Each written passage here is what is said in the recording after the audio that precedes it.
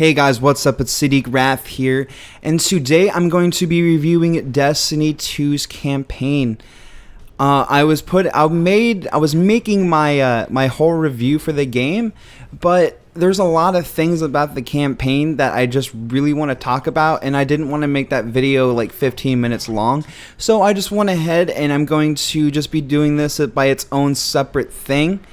So with that being said, this is a spoiler warning. This will contain plot points, and this will contain stuff that if you want to be surprised, it is going to ruin that surprise for you. So if you don't want to hear this, then click off and you can watch this whenever you play the game. Alright, the Destiny 2 campaign, man. There's a lot of high points, but there's also a lot of low points with the game.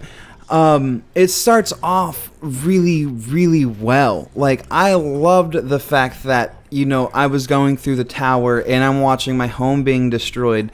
I really did like that. I liked stumbling around with no light, like feeling sorry for myself. And at that point, it was actually kind of somewhat a little emotional for me, being just like, this character that I've had for 3 years is just struggling to walk.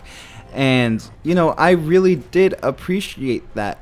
But after that, they put so much into the first part of the campaign. The rest of the campaign just doesn't feel good. The story is there and it connects, but I just didn't like, oh my gosh, I have no light. Oh, I'm going to have a dream and I'm going to go to the Shard of the Traveler and I'm going to get my powers back, and nobody else in the Destiny 2 character universe isn't. I did not like that at all. I wanted some missions to where I actually had to watch what I was doing. I wanted to really revel in the fact that my light was lost. Or what they could have done is put a few little patrol missions or just something like that where it's like normal life before the Cabal, so that we kind of have some a little pre-story going on, and to kind of connect where everything is at, and then the Cabal come. And I know a lot of the issues with that would be you're not actually leveling your character doing that, but as a story wise, I think the game would have been so much better, because it was pretty much rushed from the fact that you go whenever the tower is destroyed, you go to the farm and then you have your light again. It was really fast, and I just really did not like that at all. I was like, all right, this is moving fast.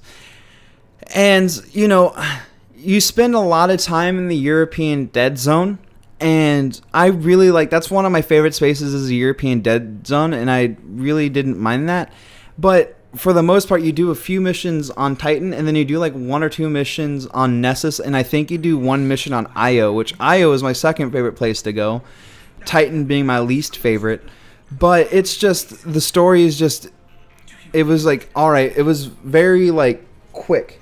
It was just it was very high moving. There wasn't a lot of lore into it. I mean, the only lore you get into it is with Exodus Black. So you basically going up, trying to gather up everybody. Zavala's being a little bitch about it.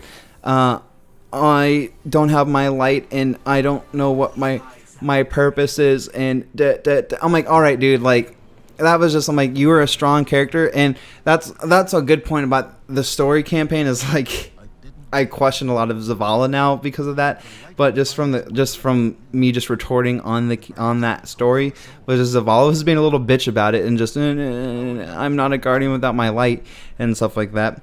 And then you go to Hunter, you go to Cade, which Cade, Nathan Fillion, great voice actor, really saves a lot of the franchise with this. I mean, his character is funny. I really did enjoy it, and going to go save him.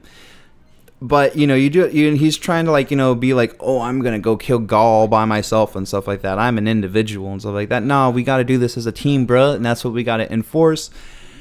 And then I liked Ikora, because she was just really guilty about it and just going to go find knowledge and find meditation in Io. I really did like that. But, you just go from the campaign-wise going into it again. You go save them, and you go bring them back to the farm, And then you got Hawthorne. Hawthorne, this little edgy lady, she's super, super edgy. Just, you know, careful she doesn't cut herself with all that edge, man. Like, I go out into the wilds and I don't need no city and stuff like that. And it's kind of cool, I guess. It was just a very edgy character. Did I like her? A little. But was she, like, great? I don't know. Not really to me. But yeah, they come back to the farm. They do their counteroffensive.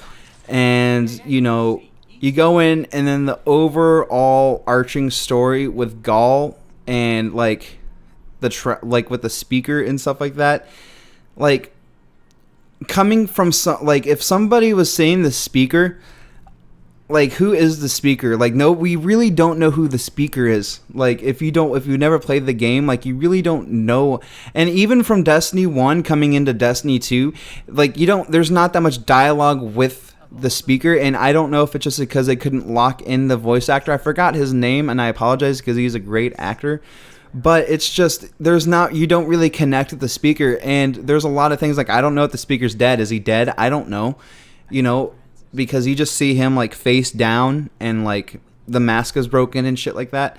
And you know, I really don't know like if he's dead or not, and I didn't know I was supposed to think he's dead. You know, it wasn't like, you know, whenever Marisov, like, did her, like, nuclear bomb stuff, like, you know, I knew that she died. Well, she's led to be dead. We haven't confirmed nor, like, I don't know. But you still understood the fact of not just the speaker just falling on the floor and his mask is broken and it gets stepped on. So, with that, like, I'm like, all right, that was pretty rushed. The Gaul development with him, I feel like he's such of a deeper story with him. And I kind of wish there was Grimoire into the game to go into the backstory of him even more. Because you know that he's an orphan. And you know that his right-hand man like raised him and stuff like that. And he's supposed to be the chosen leader and stuff like that.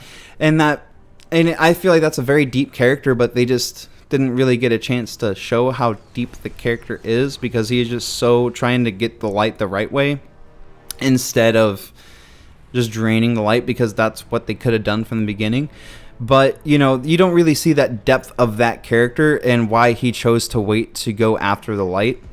So, and then you just kind of get to the underwhelming boss fight. It was just super underwhelming, man. Like I was like, all right, that's it. I can just have unlimited supers and just beat him up, and then he just comes back to light as a giant ass like plasma like light thing, and he's giant, and then all of a sudden the traveler wakes up.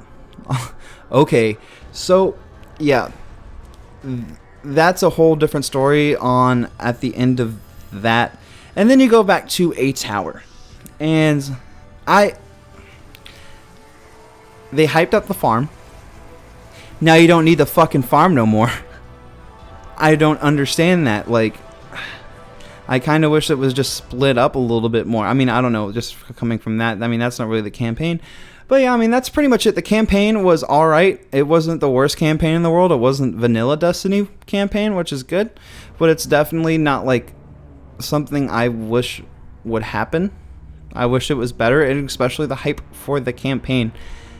Let me know how you guys feel, if you guys agree with what I have to say. I kind of sped through it, and I probably missed some points, but you know, that's the overall how I feel about it. That's a lot of the main points how I felt about it, and you know, my complaints about it. And you know, there were some pros on it. The cutscenes were good. I enjoyed watching the cutscenes for the visuals and the voice acting, but the actual storyline was not the greatest in the world. Alrighty guys, thanks for watching this video, and you all have a fantastic day.